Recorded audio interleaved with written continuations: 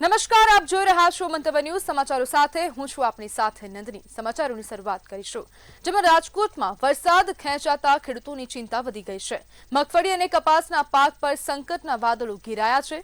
વીરપુરમાં તો મગફળીનો પાક પાણીના અભાવે મુરઝાવા લાગ્યો। ત્યારે જુઓ મારો આ ખાસ અહેવાલ। રાજકોટ જિલ્લામાં ચાલુ વર્ષે 5.21 લાખ હેક્ટરમાં ખરીફ પાકનું વાવેતર થયું છે, જેમાં 3.24 લાખ હેક્ટરમાં મગફળી અને 1.8 લાખ હેક્ટરમાં કપાસનું વાવેતર થયું।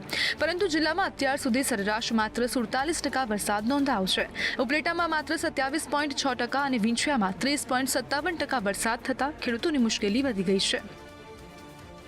રાજકોટ જિલ્લામાં આજની સ્થિતિ જે એવરેજ વરસાદ એની સામે 47% જેટલો આખા જિલ્લાનો વરસાદ નોંધાયો છે, જેમાં બાકી તાલુકાઓમાં સારો છે, જ્યારે ઉપલેટા અને વિંછિયા તાલુકાઓમાં 27 થી 30% જેટલો વરસાદ નોંધાયો છે। પાક પરિસ્થિતિની વાત કરીએ તો રાજકોટ જિલ્લામાં કુલ 5.23 લાખ હેક્ટરમાં વિવિધ પાકોનું વાવેતર થયું છે, જેમાં મુખ્યત્વે મગફળી અને કપાસનો પાક છે। મગફળી પાકમાં અત્યારે ફૂલની અવસ્થા અને સોયા ભરાવાની અવસ્થા ચાલુ છે પાકમાં, તો એમાં જો હજુ પણ વરસાદ ખેંચાય તો એમાં થોડી ઘણી નુકસાન થવાની સંભાવના રહેલી છે। વીરપુર પંથકમાં પણ ખેડૂતોની મુશ્કેલી વધી છે। સમયસર વાવેતર બાદ હવે વરસાદ ન પડતા કેટલાક ખેતરોમાં મગફળીનો પાક મુરઝાવા લાગ્યો છે। પાક પીળો પડવાની પણ ખેડૂતો ફરિયાદ કરી રહ્યા છે। વરસાદ ખેંચાતા હવે ખેડૂતો સરકાર પાસે અસરગ્રસ્ત વિસ્તારોમાં સર્વે કરાવી યોગ્ય રાહત આપવાની કરી રહ્યા છે। મેં સિંગ અને કપાસનું વાવેતર કર્યું છે અને અટાણ સુધી વરસાદ નબળો પડ્યો છે અને આવનારા સમયમાં જો વરસાદ નબળો પડશે તો અમારો પાક એ ફેલ જવાની ભીતિ સેવાઈ રહી છે।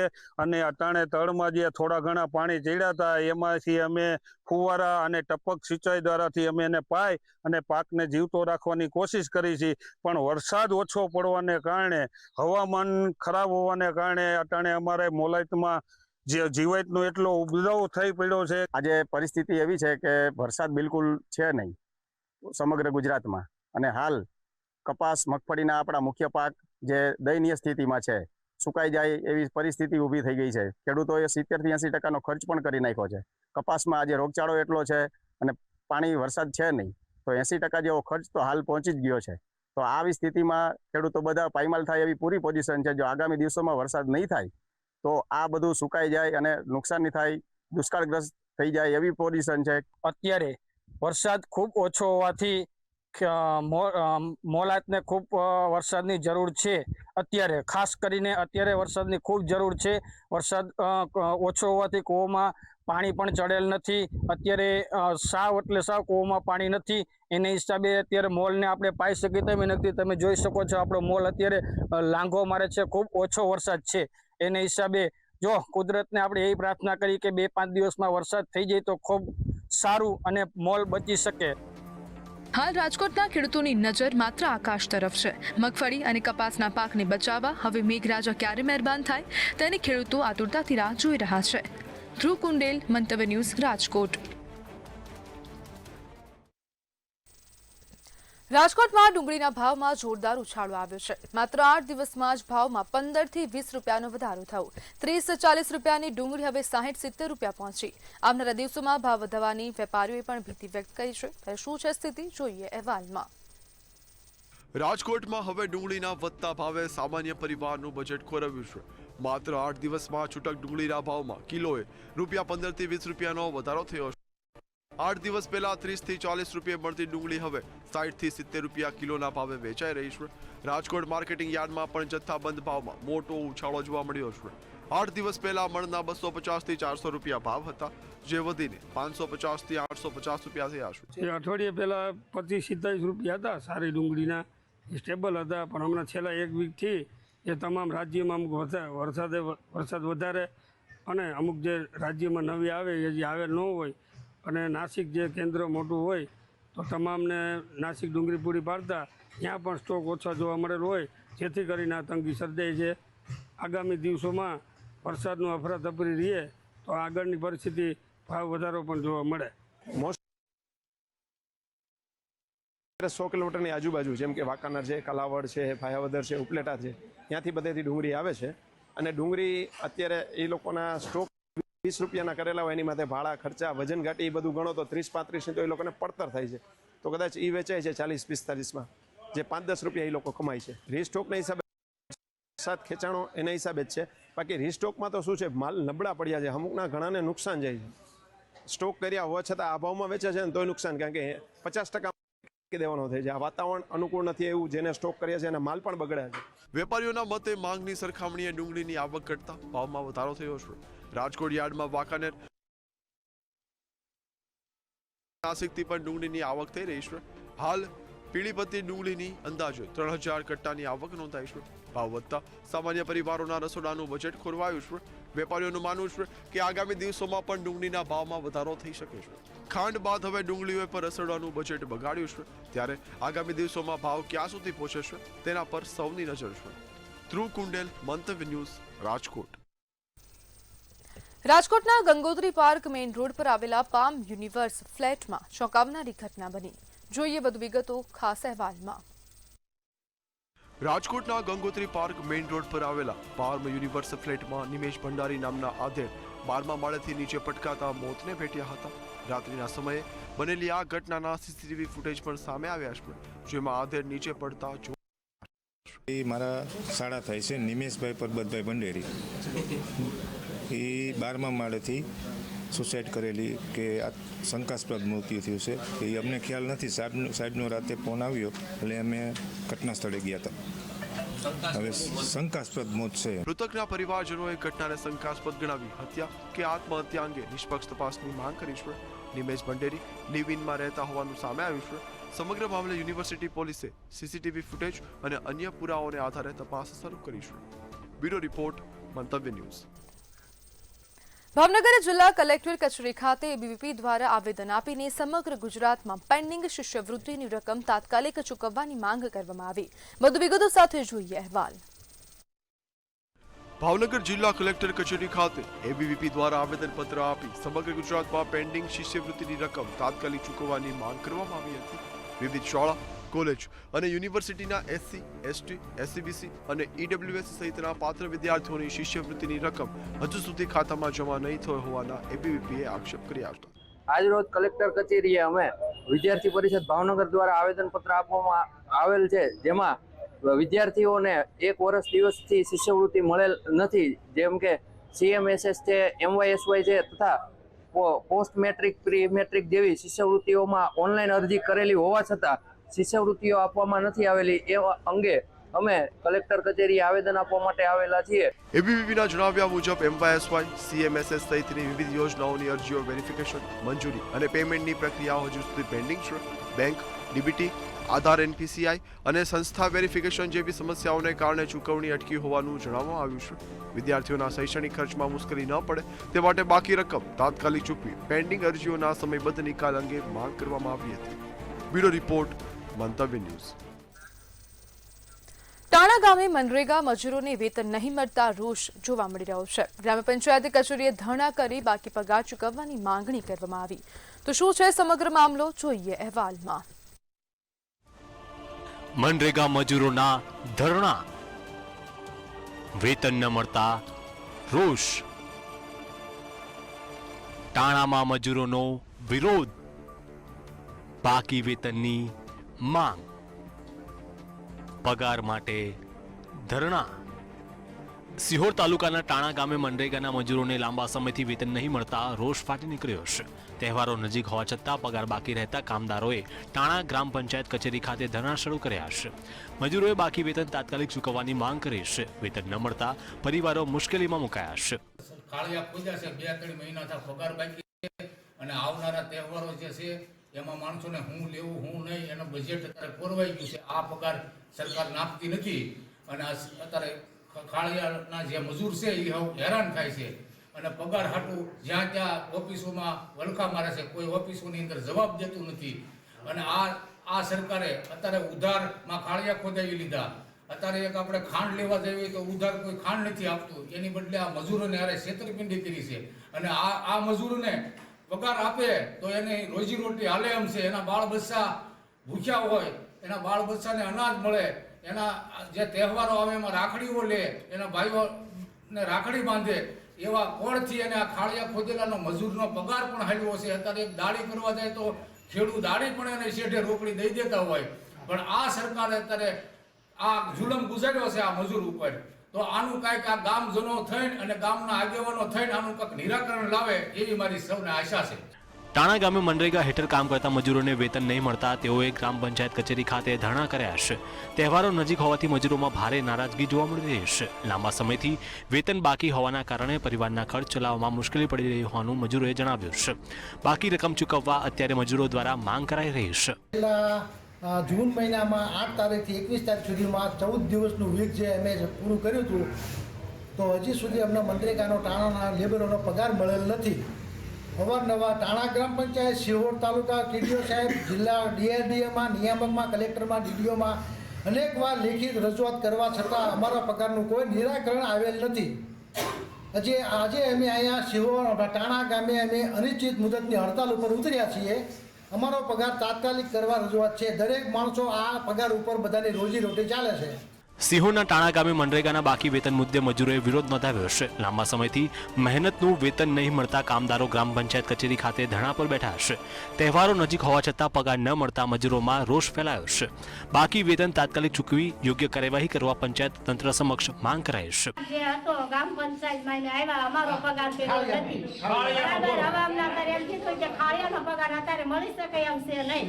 બરાબર, હવે આગળ અમે આ વાત કરીને રજૂઆત કરશું, પગાર થશે તો તમને પગાર આપી શકશું, ને કઈ પગાર આપી ઉપરથી પગાર કાંઈ આવ્યો નથી.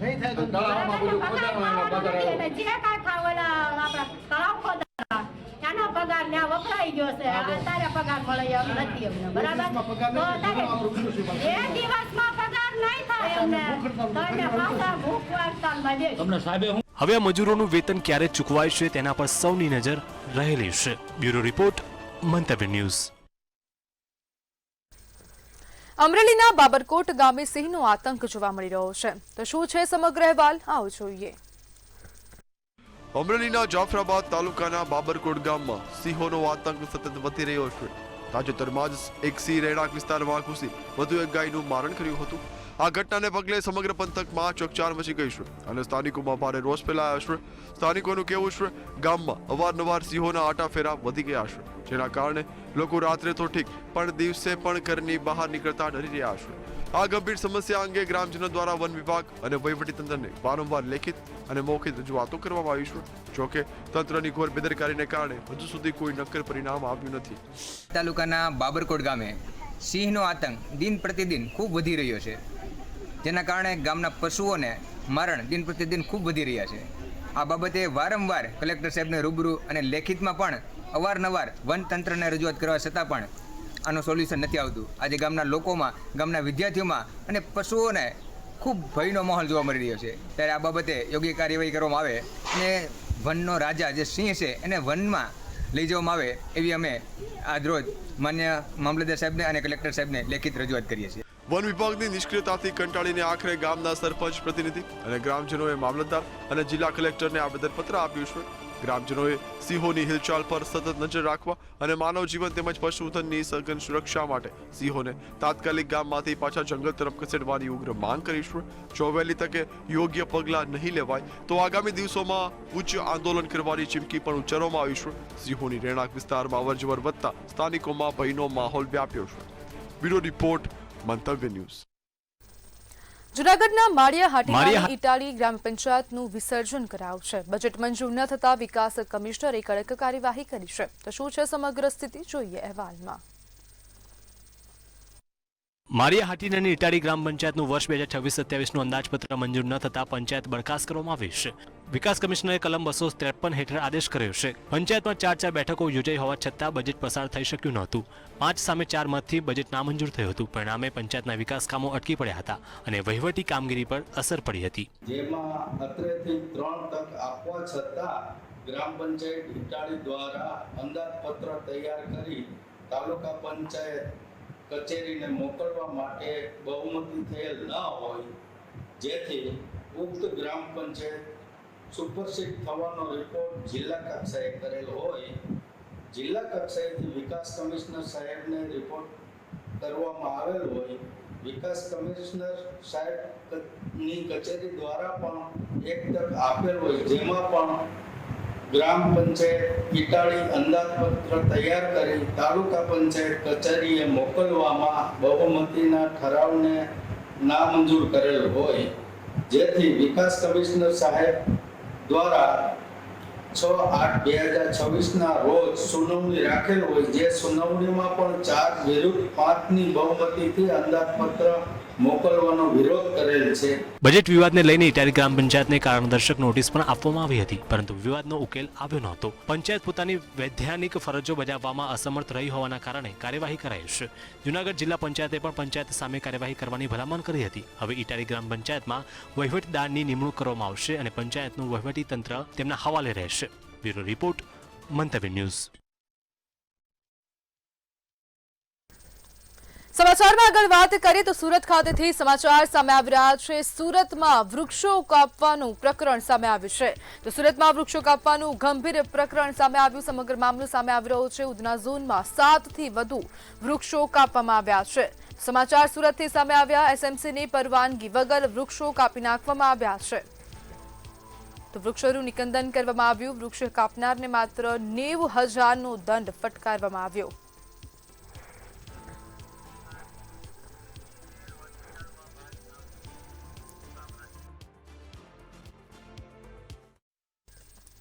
તો સુરતની સ્મીમેર હોસ્પિટલમાં હાલ બાંધકામ થઈ રહ્યું છે અને તે બાંધકામના કારણે ક્યાંક ને ક્યાંક હવે ધૂળનું સામ્રાજ્ય જોવા મળી રહ્યું છે. તો સુરત ખાતેથી આ સમાચાર. સુરતની સ્મીમેર હોસ્પિટલમાં બાંધકામથી ધૂળનું સામ્રાજ્ય ઉડ્યું. એમઆરઆઈ વિભાગમાં ફરી રિપેરિંગનું કામ શરૂ થયું છે. ધૂળ વચ્ચે દર્દીઓની તપાસ થતા ચિંતા વધી ગઈ.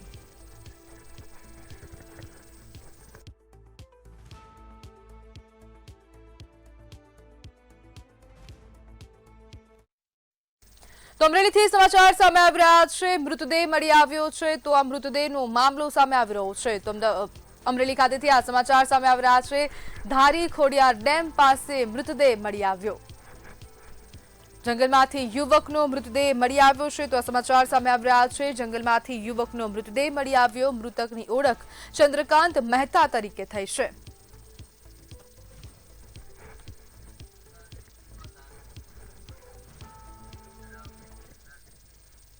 તો સુરેન્દ્રનગરના લીંબડી ખાતેથી સમાચાર સામે આવી રહ્યા છે. દારૂનો મોટો જથ્થો ઝડપાયો છે. તો દારૂ ઝડપી પાડવામાં આવ્યો. સમાચાર સામે આવી રહ્યા છે.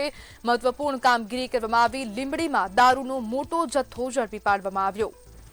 જાખણ ગામના મકાનમાં પોલીસે રેડ પાડી હતી અને રેડ દરમિયાન દારૂનો જથ્થો જપ્ત કરવામાં આવ્યો છે. મકાનમાંથી 576 નંગ દારૂ જપ્ત કરવામાં આવ્યો.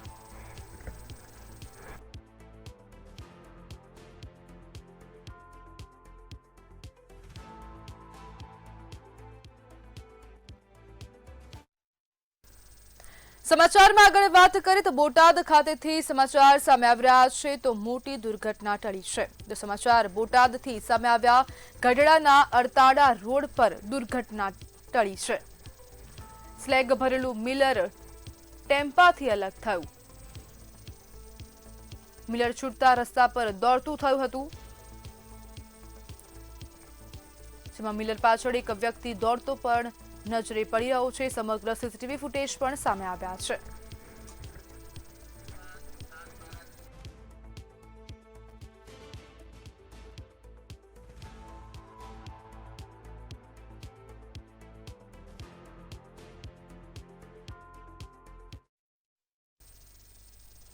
તો સાગબારા જંગલ જમીન વિવાદે હવે વેગ પકડ્યો છે. તેના પડઘા હવે સુરતમાં પણ પડી રહ્યા છે. સમાચાર સુરત ખાતેથી સામે આવ્યા.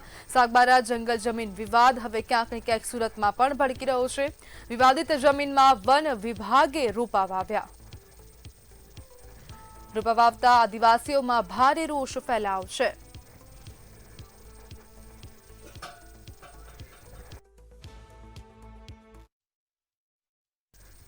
તો સમાચારમાં હાલ બસ આટલું જ. વધુ માહિતી માટે જોતા રહો મંતવ્ય ન્યૂઝ. નમસ્કાર.